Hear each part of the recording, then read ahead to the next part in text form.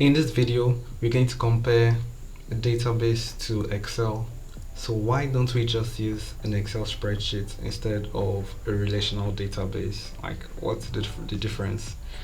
So you find out that there are a lot of memes on the internet about using Excel as a database. So Excel is not a database. Databases versus Excel, or let's just say spreadsheets in general, because it could also be Google Sheet as well.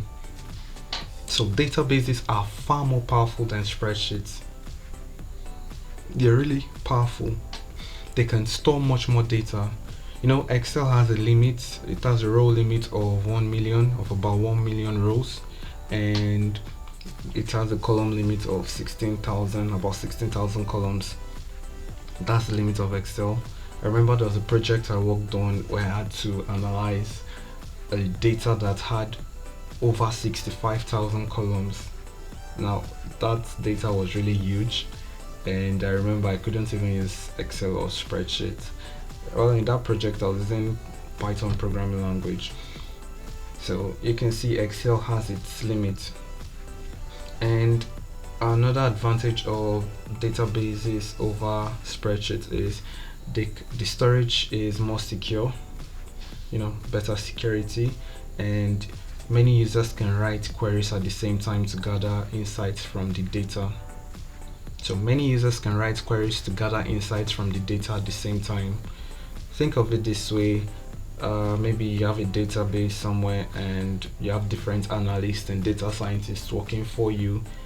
All of them can analyze that data stored there at the same time without any conflicts. Meanwhile, if you're using an Excel spreadsheet, you probably have to be sharing the spreadsheet to all of them, and when you update that spreadsheet, you will have to share the updated spreadsheet to all of them again. So that's just not efficient.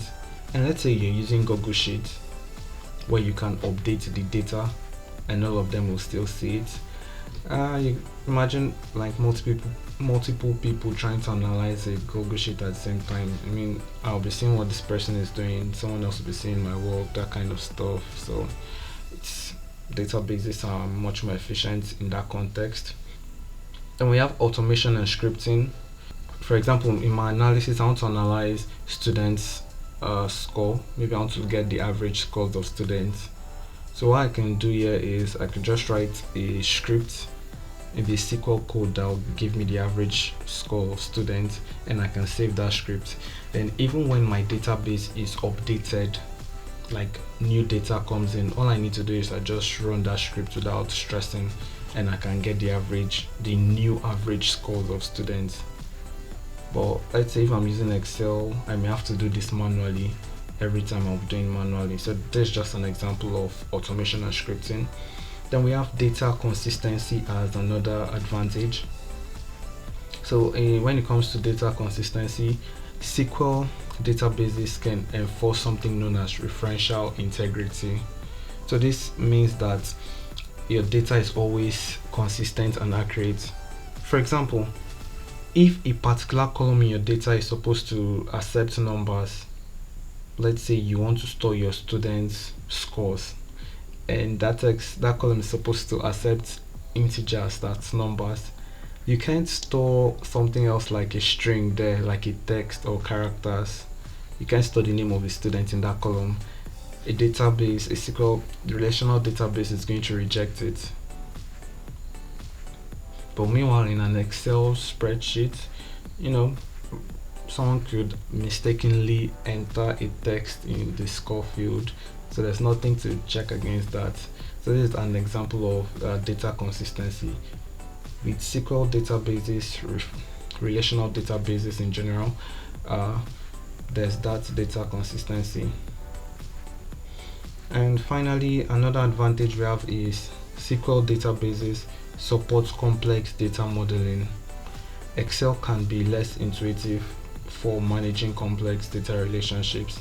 Okay, for this part, when your data gets a little bit complex or bigger, it's one of the advantages of databases where you can define relationship between your data.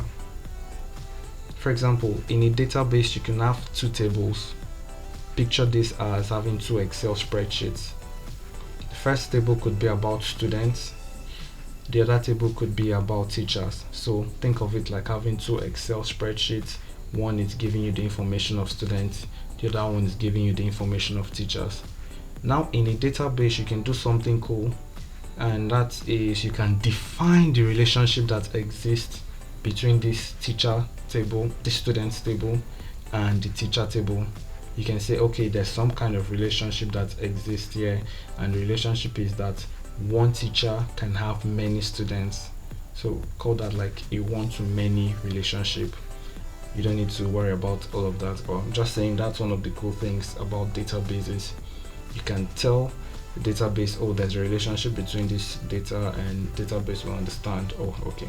But in Excel spreadsheets, not so much.